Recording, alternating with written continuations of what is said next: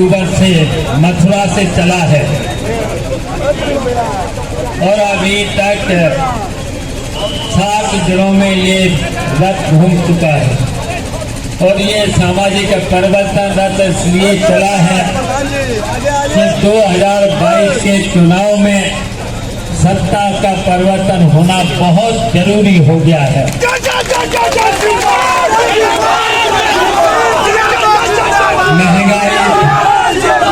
महंगाई, भ्रष्टाचार, बेरोजगारी, इसकी वजह से पूरे उत्तर प्रदेश की जनता तबाह हो चुकी है, भुखमरी की कगार पर है और यहाँ तक कि बहुत से लोग आत्महत्या करने पर मजबूर हो रहे हैं।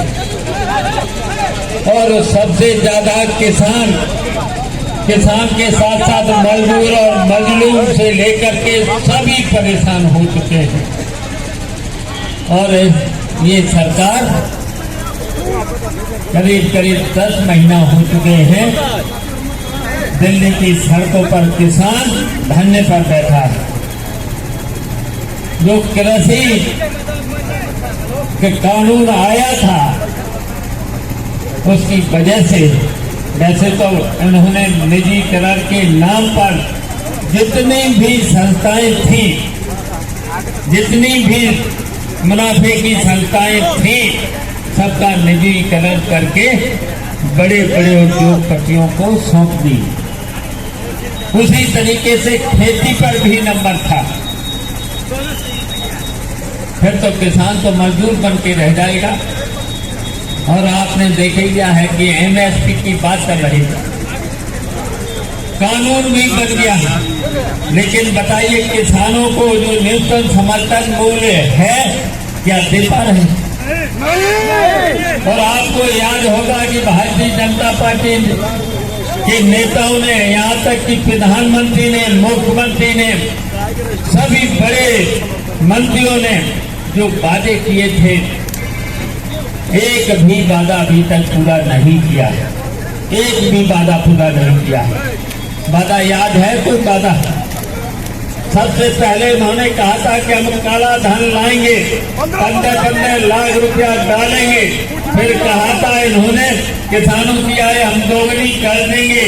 फिर कहा था कि हम नौजवानों को 2 करोड़ लोगों को हर वर्ष नौकरी देंगे। यही तो कहा जुमलों की सरकार है।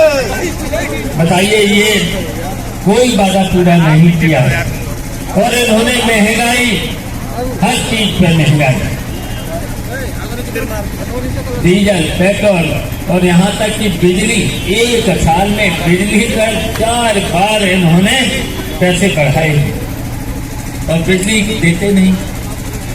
कितने घंटे यहाँ पर बिजली आ रही है? वादा किया था 24 घंटे, या तो 24 घंटे का वादा,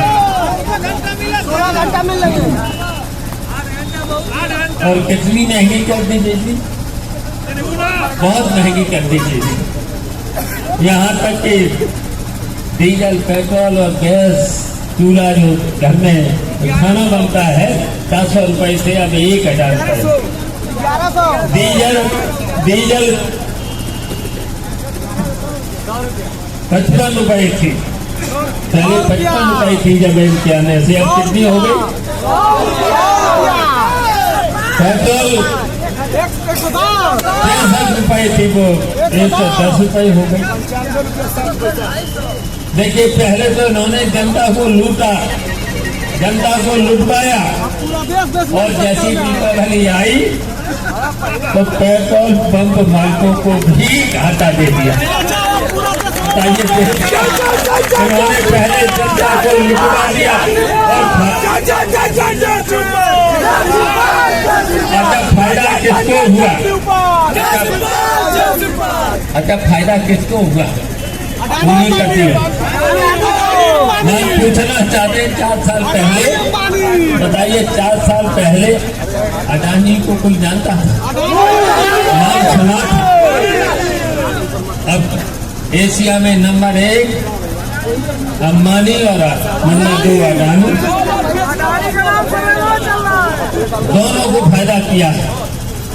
तो इसलिए हम कहना चाहते हैं कि सरकार को बदलना है। सरकार जब बदलेगी तब ऐसे कानून नहीं बनेंगे। फिर हम सबसे पहले तो हम सरकार अगर बना दी तभी तो मैंने कहा कि सब एक समान विचारधारा की पार्टियां एक हो जाओ। मैंने सेकुलर पार्टियां एक हो जाओ। और यहाँ तक कि हमने आपको कहा समाजवादी पार्टी से भी, अखिलेश से भी कहा अलायंस कर लो, अलायंस कर लो, अलायंस। और हमारे अगर जितने भी जीतने वाले प्रत्याशी हैं, और हमने इसलिए भी कहा कि समाजवादी पार्टी में हमने नेताजी के साथ 40-45 साल काम किया है और हमने किस बुलंदियों पर समाजवादी पार्टी को पहुंचाया।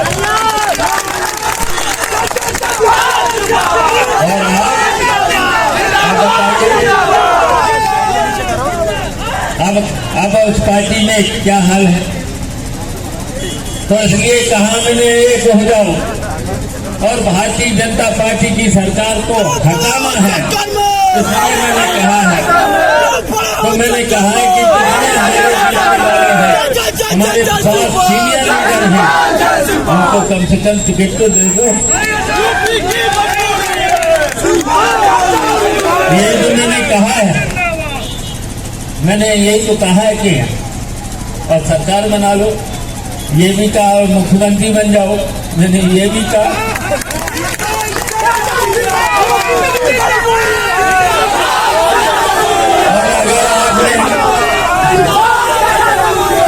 और अगर आपने सुनो, देखिए, अगर आपने प्रगतिशील समाजवादी पार्टी को मजबूत किया और अगर प्रगतिशील समाजवादी पार्टी की सरकार बन जाती है तो सबसे पहले हम करेंगे सस्ती बिजली, 24 घंटे बिजली और 300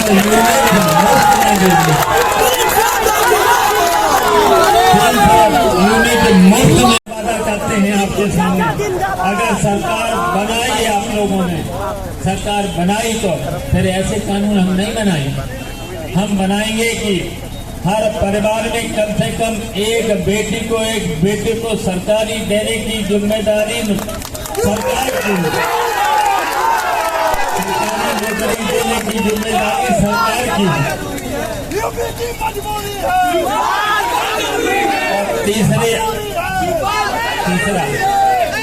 और तीसरा भी सुन लो, बहुत दूर जाना है, थोड़ा जल्दी है हमें भी। देखिए, तीसरा जो हम BA पास लड़के लड़कियां होंगी, अगर नौकरी नहीं दे पाते हैं, सर्टिफिकेट के साथ साथ 5 लाख रुपया सरकारी बजट से इसलिए देने का काम करेंगे कि कम से कम वो अपना रोजगार स्वतः ढूंढ लें, स्वतः ढूंढ लें।